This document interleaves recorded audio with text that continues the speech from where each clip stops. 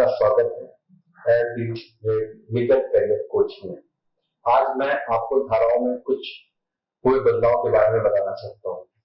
आप जानते होंगे कि भारतीय दंड संहिता और दंड प्रक्रिया संहिता दोनों में बदलाव हुआ है।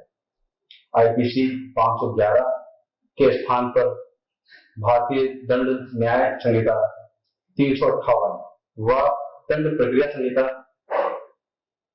484 के स्थान पर भारतीय नागरिक सुरक्षा संहिता 531। इन कुछ बदलावों के माध्यम से मैं आपको समझाना चाहता हूँ। भारतीय साक्ष्य अधिनियम विधेयक महत्वपूर्ण बदलाव जो हुए अभी, उसके बारे में मैं आपको बताता हूँ।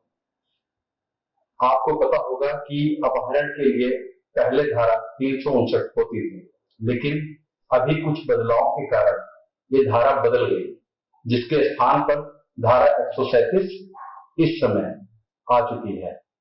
इसी तरह दुष्कर्म से संबंधित जो धाराएं होती थी, जैसे पॉक्सो आपने सुना ही होगा, जिसमें धारा 375 व धारा 376 जो रेप के मामले होते हैं उनमें होता है 376, इसका बदलाव कर धारा 63 लाई गई है।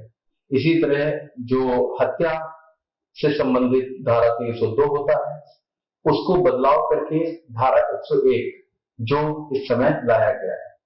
इसके बदलावों को आपको जानना बहुत जरूरी है, क्योंकि आप एक एलएलबी स्टूडेंट भी हो सकते हैं या फिर आप समाज के किसी हिस्से से जुड़े भी हो सकते हैं, इसलिए आपका जानना बहुत जरूरी है। मानव तस्करी आपने सुना ही होगा कि अंगों का व्यापार होता है, ऐसे करके मानव तस्करी से संबंधित धारा 370 थी, 370A थी, जिसको बदलाव किया गया और बदलाव के बाद वह धारा 149 व 144 बन चुकी है। जो बदलाव हुए हैं उन सभी चीजों के बारे में मैं आपको अपडेट कर रहा हूँ। हिट एंड रन केस, आप जानते होंगे कि क्या होता है कि गाड़ी चलाते समय कोई दुर्घटना हो जाती है, कोई किसी को मारकर या एक्सीडेंट अचानक से हो जाता है और कोई आपसे चोट खा जाता है, खत्म हो जाता है, ऐसे में कुछ बदलाव किए गए हैं। हिट एंड रन केस में जो बदलाव हुआ है उसमें सजा 10 साल की है। अगर आप कैंडिडेट मतलब जो पीड़ित है, जिसको चोट लगी है आपसे, अगर आप उसको छोड़ के भाग जाते हैं, ऐसे में आपको सजा 10 साल होगी। लेकिन अगर आप उसको किसी नियरली थाने पे या अस्पताल पहुंचाते हैं, ऐसे केस में आपकी सजा कम हो सकती है।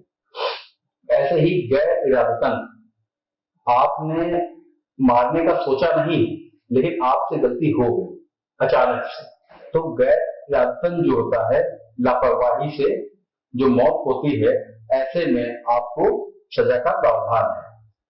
जैसे लाठी से मारने, ब्रेन डेड होने से 10 साल की सजा का प्रावधान है। अभी कुछ नियम बदले हैं, जिसके तहत गिरफ्तारी में अगर पुलिस आपको या गिरफ्तार करती है, तो उसका पहला कर्तव्य है कि वो आपके परिजनों को सूचित करे और जांच प्रक्रिया जो होती है 90 दिनों के अंदर वह कार्यवाही पूर्ण हो जानी चाहिए। राजद्रोह, ऐसे ही बदलाव हुआ। राजद्रोह के स्थान पर देशद्रोह आया। पहले राजद्रोह ऐसे होता था कि संप्रभुता या कुछ ऐसा जैसे बम धमाका, ऐसे करके ये सब राजद्रोह में आते थे। लेकिन राजद्रोह का नाम बदलकर इस समय मौजूदा हालत में देशद्रोह हो गया। नए आपराधिक कानून में भीड़ हिंसा एवं नाबालिग दुष्कर्म में मौत की सजा का प्रावधान कर दिया गया। एफआईआर के बाद 3 साल के अंदर सजा का प्रावधान है, जिसको फास्ट ट्रैक कोर्ट पर ले जाकर इन मुद्दों पर सरकार द्वारा कानून बनाए गए कुछ प्रावधानों द्वारा जल्द से जल्द उस पर एक आदेश पारित होना चाहिए। ऐसा करके इन जो होने वाली दुर्घटनाओं, दुष्कर्म जैसे अपराधों पर थोड़ा सा हाथ कसा जा सकता है।